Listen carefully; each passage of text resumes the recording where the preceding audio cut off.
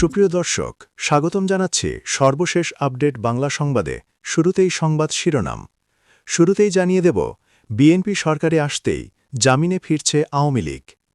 বিস্তারিত থাকছে প্রতিবেদনে। এদিকে দিল্লির পরেই ঢাকায় ট্রাম্পের দূত, হাসিনাকে ফেরাতে বড় সিদ্ধান্ত। বিস্তারিত থাকছে প্রতিবেদনে। আরও জানিয়ে দেব, বাংলাদেশে শুরু রাজনৈতিক ভূমিকম্প, হাসিনার প্রত্যাবর্তনের সবুজ সংকেত। বিস্তারিত থাকছে প্রতিবেদনে। এদিকে যাওয়ার আগে যা করে গেছেন ইউনূস, তার হিসাব কে দেবে? বিস্তারিত থাকছে প্রতিবেদনে। আরও জানিয়ে দেব, ইরান ইসরায়েল যুদ্ধে কেন আতঙ্কিত তারেক রহমান। বিস্তারিত থাকছে প্রতিবেদনে। এবং সর্বশেষ জানিয়ে দেব, জামায়াত এনসিপি উত্তেজনা, ঘটতে চলেছে আরও একটি 5ই আগস্ট। বিস্তারিত থাকছে প্রতিবেদনে। এতক্ষণ শুনছিলেন সংবাদ শিরোনাম, এবারে বিস্তারিত। তার আগে ভিডিওটি ভালো লাগলে এবং সর্বশেষ আপডেট পেতে চ্যানেলটি সাবস্ক্রাইব করুন। ধন্যবাদ।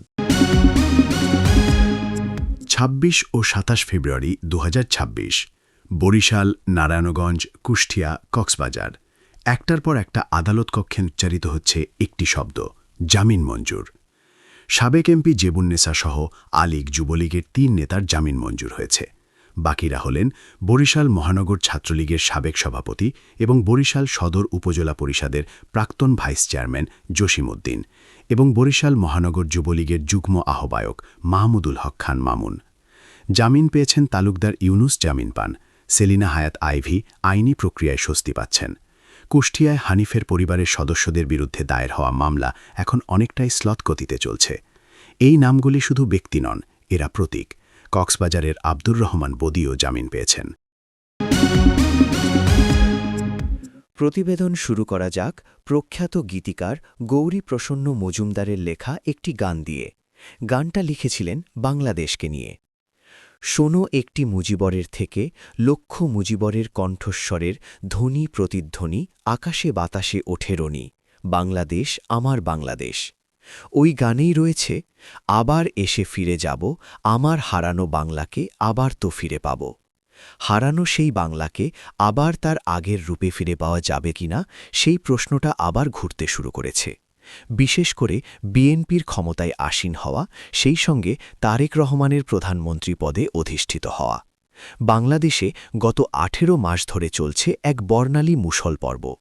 বর্ণালী বলতেই হয়, কারণ বিগত এই সময়ে পদ্মাপাড়ে এত নেতিবাচক ঘটনা ঘটেছে যা এক কথায় অবিশ্বাস্য। কি না হয়েছে!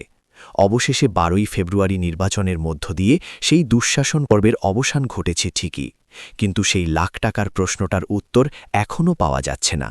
হারিয়ে যাওয়া সোনার বাংলাকে আবার তার আগের অবস্থায় ফিরে পাওয়া যাবে কি? এই রকম দোদুল্যমান পরিস্থিতিতে ঢাকায় পৌঁছলেন মার্কিন দূত সামির পল কাপুর।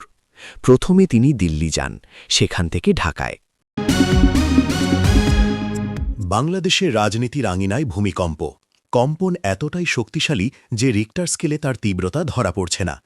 এতদিন জানিয়ে জল্পনা চলছিল, এখন আর সেটা জল্পনার মধ্যে সীমাবদ্ধ নেই। এই ভূমিকম্প শেখ হাসিনার দেশে ফেরা নিয়ে। সম্প্রতি বঙ্গবন্ধু কন্যা দলের ওয়ার্কিং কমিটির বৈঠক করেন। বৈঠক হয়েছে ভার্চুয়াল। ওই বৈঠকে দলের বেশ কয়েকজন প্রথম সারির নেতা উপস্থিত ছিলেন। বৈঠকে হাসিনা জানিয়েছেন তিনি দেশে ফেরার জন্য প্রস্তুত। তারা যেন মাঠ পর্যায়ে যাবতীয় প্রস্তুতি সেরে রাখে। খুব স্বাভাবিকভাবেই বাংলাদেশের রাজনীতিতে এই নিয়ে রীতিমতো শোরগোল পড়ে গিয়েছে। মোহাম্মদ ইউনূসের আমলে বাংলাদেশের উপর নিষেধাজ্ঞা আরোপ করা হয়। তারা নির্বাচনে অংশ নিতে পারেনি। নির্বাচন হয়েছে একতরফা। শেখ হাসিনার বিরুদ্ধে একতরফা মামলা চালিয়ে তাকে মৃত্যুদণ্ডে দণ্ডিত করে। নির্বাচনের পর ইউনূস জমানার অবসান ঘটেছে।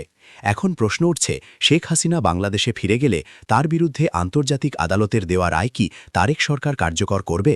পালাবদলের বাংলাদেশে আওয়ামী লীগের ওপরে থাকা নিষেধাজ্ঞা কতটা কার্যকর হচ্ছে? কিসের ভিত্তিতে শেখ হাসিনা বাংলাদেশে ফিরে যাওয়ার কথা বলছেন? 9 মাস ধরে বলা হলো শুল্কের কথা, শুধু শুল্ক, 35 থেকে 20-তে নামানোর গল্প। মানুষ বুঝল ঠিক আছে, ট্রাম্পের সঙ্গে একটু দরকষাকষি চলছে, এটুকুই। কিন্তু 9 ফেব্রুয়ারি যে কাগজে সই হল, সেটা দেখে সিপিডির গবেষণা পরিচালক খন্দকার গোলাম মোয়াজ্জেম বললেন তিনি হতভম্ব, স্তম্ভিত। একজন অর্থনীতিবিদ যখন এই শব্দ ব্যবহার করেন, তখন বুঝতে হয় ভেতরে কি আছে। ইউনূস সরকার ক্ষমতায় এসেছিল একটা অসাধারণ মুহূর্তে, মানুষের রক্ত আর ক্ষোভের ভেতর দিয়ে। সেই মুহূর্তের একটা নৈতিক দায় ছিল, কিন্তু যে সরকারের কোনো ভোটের বৈধতা নেই, গণতান্ত্রিক জনম্যান্ডেট নেই, সে সরকার বিদায়ের ঠিক ৩ দিন আগে এমন একটা চুক্তিতে সই করে গেল যার বোঝা বহন করতে হবে আগামী বছরের পর বছর। এটাকে কি বলবো, দায়িত্বহীনতা নাকি সচেতন কৌশল? চুক্তির বিষয়বস্তু এখনও পুরোপুরি জনসম্মুখে নেই, এটা নিজেই একটা সমস্যা। যে চুক্তি দেশের বাণিজ্য নীতি নির্ধারণ করবে, সেই চুক্তির শর্ত কি সেটা দেশের মানুষ জানে না। সিপিডি বলছে এটা WTO নীতির বিরুদ্ধে যায়, বলছে এটা বৈষম্যমূলক, বলছে একটা দুর্বল দেশকে চাপে রেখে এই চুক্তিতে বাধ্য করা হয়েছে। এই কথাগুলো কোনো বিরোধী দলের নেতা বলছেন না, বলছে দেশের সবচেয়ে মর্যাদাসম্পন্ন বেসরকারি গবেষণা প্রতিষ্ঠান। বিশ্বরাজনীতির এক অস্থিরতম অধ্যায়ের নাম মধ্যপ্রাচ্য। এখানকার একটি ছোট্ট ঘটনা যেমন তেল বাজারকে প্রভাবিত করতে পারে, তেমন বড় কোনো সংঘাত বৈশ্বিক অর্থনীতিতে কাঁপিয়ে দিতে পারে। ইরান ও ইসরায়েলের মধ্যকার চলমান সংঘাত শুধু ওই অঞ্চলে নয়, দক্ষিণ এশিয়ার মতো দূরবর্তী অঞ্চলেও এর প্রভাব পড়তে বাধ্য। বাংলাদেশ সরাসরি এই যুদ্ধে অংশ নেয়নি, তবুও অর্থনৈতিক ও মনস্তাত্ত্বিক দিক থেকে বেশ ঝুঁকির মুখে পড়তে পারে। ইরান ও ইসরায়েল দুটি দেশই মধ্যপ্রাচ্যের জ্বালানি ও রাজনৈতিক মানচিত্রে অত্যন্ত গুরুত্বপূর্ণ। ইরান বিশাল পরিমাণে তেল উৎপাদক দেশ, বিশ্বের তেল বাজারে এর প্রভাব ব্যাপক। বাংলাদেশের অর্থনীতিতে ৩টি খাতে প্রভাব পড়বে।